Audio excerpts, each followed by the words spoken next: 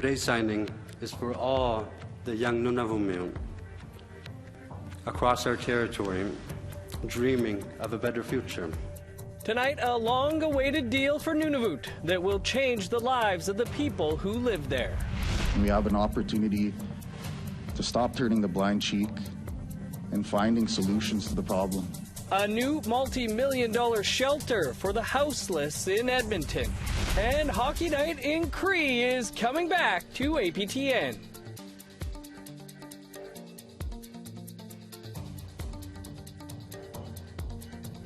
Good evening, I'm Dennis Ward. Welcome to APTN National News. Nunavut signed a long-awaited deal with the federal government today that promises to change the lives of Nunavut.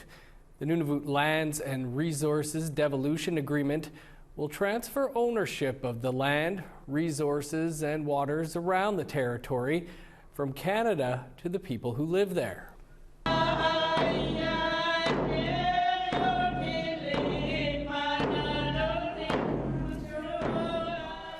A number of dignitaries were on hand for the signing, including Prime Minister Justin Trudeau. He says the deal is part of the evolution of the territory. Leaders, negotiators, officials of many stripes have all worked hard for years with the same goal, for Nunavut to have increased control for decisions on their land, waters, and resources. And our government will provide funding to be there with you throughout the 3-year implementation period to come and beyond. Formal name for this process is devolution, but in many ways it's more of an evolution in our partnership as the federal government and the territory, and also an evolution in the progress towards self-determination for Inuit living in Nunavut. Nunavut Premier PJ Aguirre says Nunavut's most precious resource is their people, especially their youth, and that's why this deal is important. Today's signing is for all the young Nunavut across our territory dreaming of a better future, imagining what others thought was impossible, and working hard to achieve what hasn't yet been tried. Our people have made many, many sacrifices in the name of Canadian sovereignty.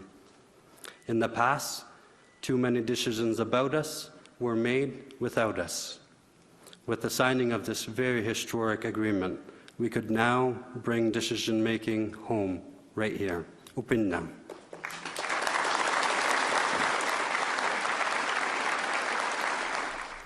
Well, as we mentioned, the signing today is a result of 10 years of negotiations.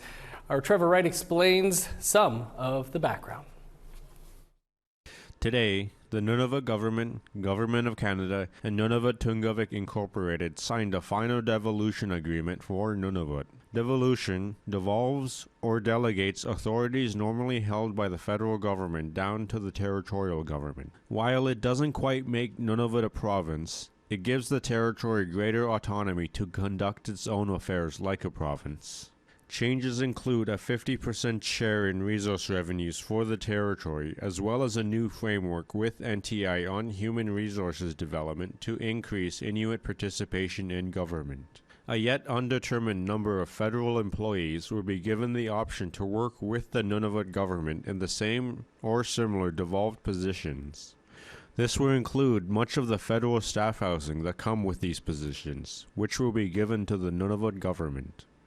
Jobs that will remain with the federal government include entities such as the Department of Fisheries and Oceans, Coast Guard, as well as Crown corporations such as Canada Post and CBC.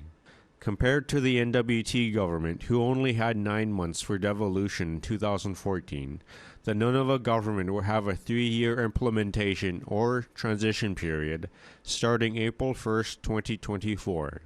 The federal government will also be transferring over $82 million in one-time funding for transitional activities over the 3-year period. Trevor Wright, APTN National News, Iqaluit. And Trevor joins us now from Iqaluit for more on today's announcement. Trevor, busy day. Thanks for taking the time here for us. Can you tell us how everything went today?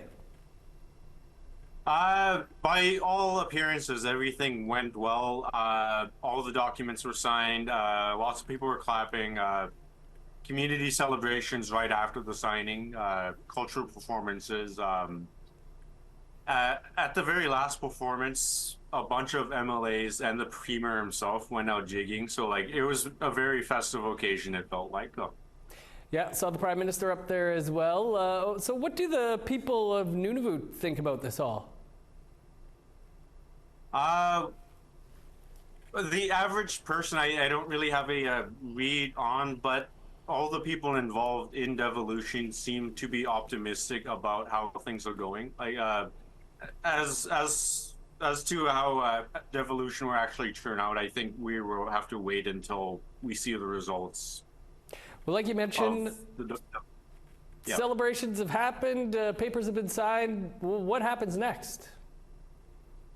A lot of legislation. The Nunavut legislature during its next sitting is going to have to adapt to this new framework, and the implementation period itself, it's 3 years and it begins on April 1st.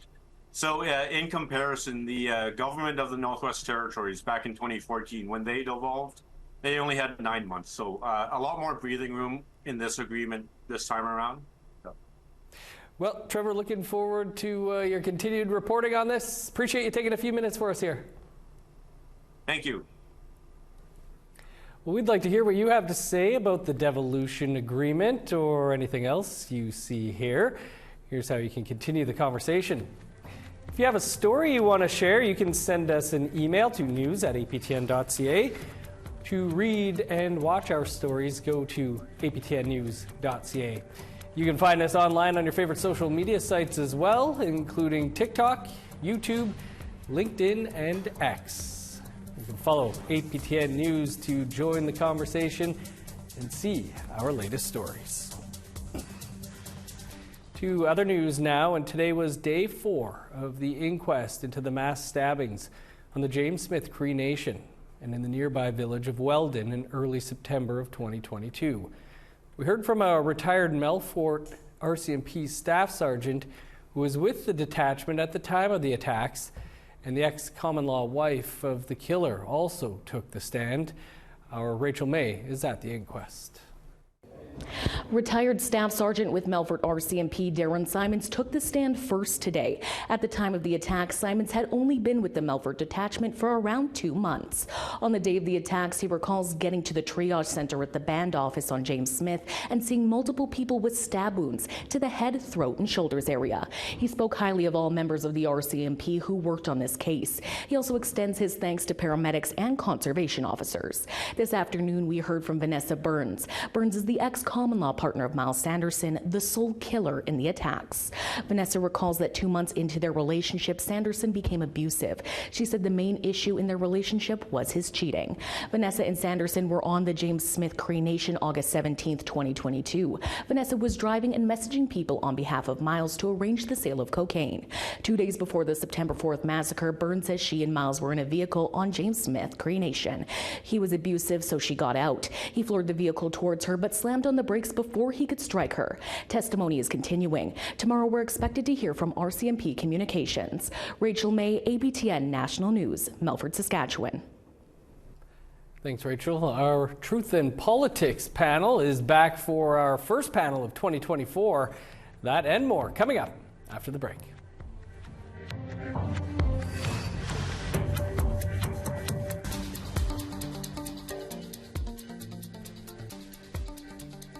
Welcome back. The Alberta government has announced a new $13 million shelter for houseless people who have been displaced by the dismantling of encampments. APTN's Chris Stewart has the details. There is a new place for people needing shelter. In Edmonton, police tore down their encampments. According to a plan released by the province, the shelter, now open, will be at the Care Centre, part of the nonprofit Hope Mission in downtown Edmonton. The province says 1,771 beds are available across the city's shelters. Alberta Social Services Minister Jason Nixon is calling the facility a navigation center where lockers will be available, pets will be welcomed, and cultural supports and detox help will be available. The center will bring people to shelters across the city where there is capacity. I want to be very clear that the Support Navigation Center is not designed to replace the considerable support and emergency shelter system that is already in place in Edmonton, but to bring all that support system together to provide wraparound services to individuals coming out of encampments. Edmonton Police Chief Dale McPhee said his department's goal will be to dismantle every encampment and tent. But everyone displaced gets a heated bus ride with their possessions to the new navigation center. Encampments are not safe, and stop. In no way is it compassionate or responsible to allow people, vulnerable community members who are already in the throes of mental health and addictions issues to continue to live in these circumstances. He says keeping encampments alive has caused too many deaths and injuries. Tent fire shop, bicycle chop shops, sudden deaths, weapon caches, open-air drugs, gang activity, people burning to death alive, people freezing to death. In our front lines, not only police but emergency services respond to these every day, and quite frankly, enough is enough. Confederacy of Treaty 6 First Nations Grand Chief Cody Thomas says that now, amid some of the coldest temperatures on record for Alberta, is the time to act. Our members are dying. Individuals downtown are dying. Like, what are we doing as humanity to allow them to kill themselves in front of us? And we have an opportunity to stop turning the blind cheek and finding solutions to the problem. The minister says he expects the Navigation Center to be a multi-year effort. Chris Stewart, APTN National News, Edmonton. For more on this now, our Truth in Politics panel has assembled for the first time this year. Carrie Benjo is the editor of Eagle Feather News and based in Regina, and Negon Sinclair is a columnist with the Winnipeg Free Press. Carrie, Negon, Happy New Year to you. Thanks for being with us again. Happy New Year. Happy New Year. Carrie, we'll start with you. What are your thoughts about the police clearing the encampments out in Edmonton? I think, well, earlier this fall, the same thing happened in Regina when the police came in heavy-handed and cleared out the encampment that was on City Hall. And the weeks passing, anytime an encampment was attempted, the police came in and tore it down.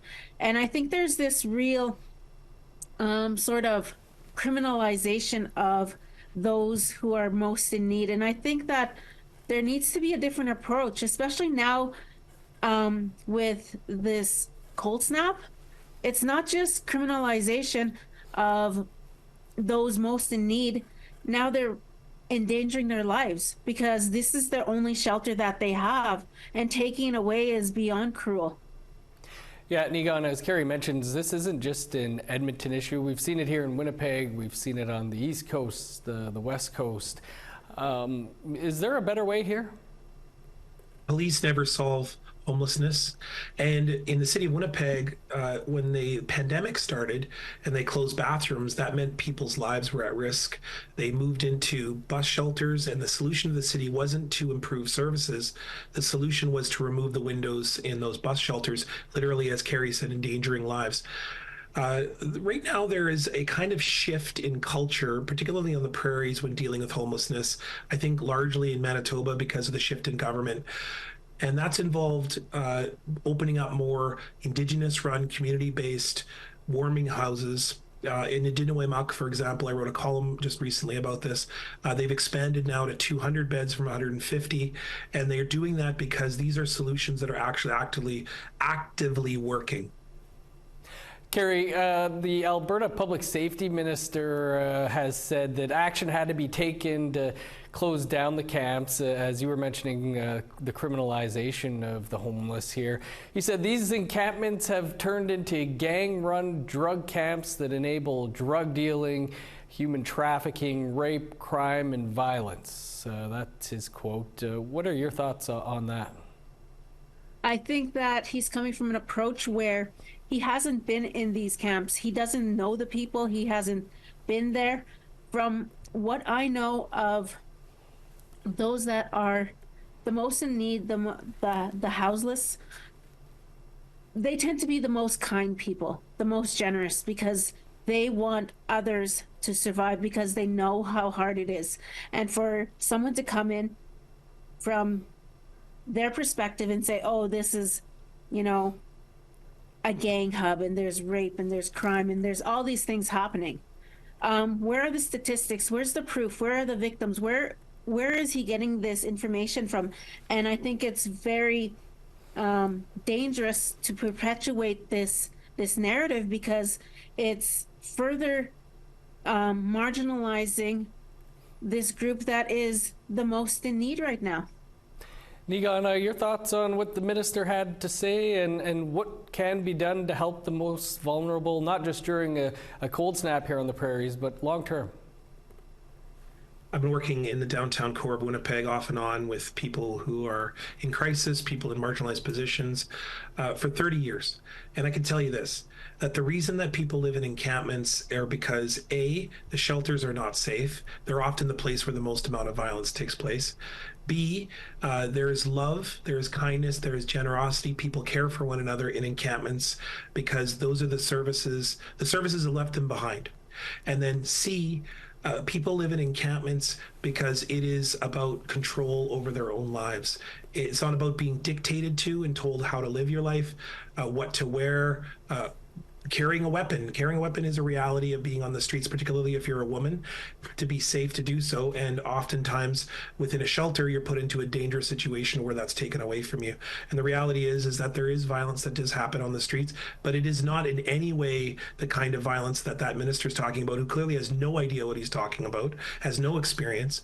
And the fact is that what we need is less police. We need more mental health services. We need more community-based solutions. And most importantly, it needs to be led by the people themselves, who are trying to, in many ways, live those teachings that we have always lived, which is to care for each other, to be kind, and most importantly, to stay committed to each other. I think, in fact, when you look at people who are in encampments, you're seeing the continuation of many of our traditions, which are ways that people have followed for thousands of years. Nigan and Kerry, will have to leave it there. An issue that certainly won't be going away. Good to have you back. Yeah, me much. And I'll say we'll have more on this on next Tuesday's episode of Face to Face, when we sit down with Edmonton City Councillor Aaron Paquette. Still to come tonight, Hockey Night in Cree is set to return. We'll tell you when and what teams are playing after the break.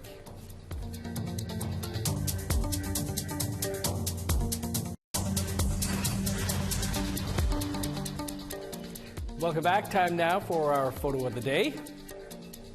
And it's a double rainbow. I'm beginning to think these things aren't that rare. Over Eskasoni First Nation in Cape Breton, Nova Scotia, Francis Chazon took this photo this past December and wanted to share it. Thanks for that, Francis. If you have a great picture you'd like to share, send it to share@aptn.ca for the chance to be our next photo of the day. Now let's take a look at tomorrow's weather forecast. Starting on the East Coast, -2 for Halifax, 2 below with snow in St. John's. -14 in Kuujjuaq, flurries and 9 below for Nain. -13 in Montreal, 17 below in Val-d'Or. -13 for Sault Ste. Marie, 17 below in North Bay. -15 for Thunder Bay, -19 in Sioux Lookout. 19 below in God's Lake, -14 for Norway House and the Paw. 14 below with snow in Winnipeg, -15 in Dauphin. 20 below in Regina, -22 in Saskatoon. -21 for Meadow Lake, La Ronge, and Buffalo Narrows. Over in northern Alberta, -25 in high level, snow and 22 below for Fort Chip. -16 in Edmonton, snow and 9 below for Lethbridge. +5 in Vancouver and Victoria. -13 with flurries in Prince George, snow and 11 below in Smithers. -18 with snow in Old Crow, 22 below in Whitehorse. -24 for Yellowknife, Minus 13 with snow in Norman Wells. 27 below in Sax Harbor, snow, and minus 13 in Paulatuk. Minus 17 for Chesterfield, 16 below in Arviette. Minus 27 in Resolute, minus 16 in Iqaluit.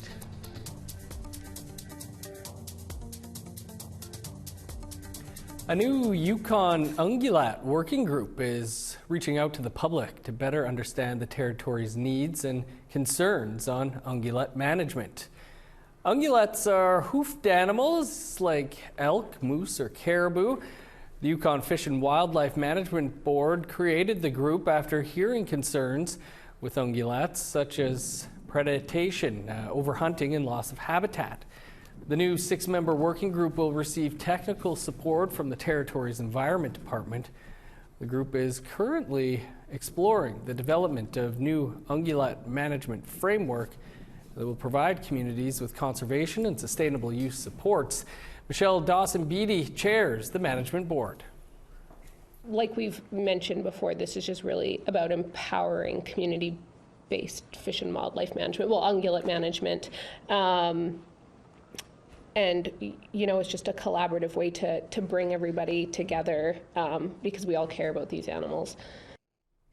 It's back. APTN and Sportsnet have teamed up once again to bring you Hockey Night in Canada in Cree.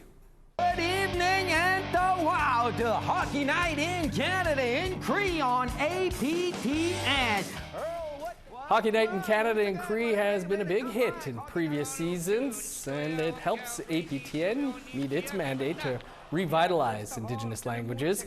Play-by-play announcer Clarence Iron will be back with line mates Earl Wood, John Shabbat, and Jason Chamakis right here in the APTN studio.